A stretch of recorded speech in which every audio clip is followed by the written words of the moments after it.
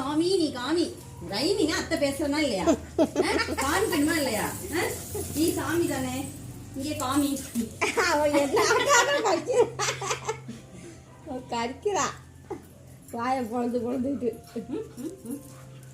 உனக்கு ஜாலியா இருக்கும் தானே அத்தை கூட்டிட்டு போனேன் நீ என்ன பயந்து சாவற மோட்டருக்கு போய் தண்ணியை பார்த்துட்டு தண்ணியில ஜாலியா ஆட்டம் போடுவாங்களா அழுது வெளுத்துவிடு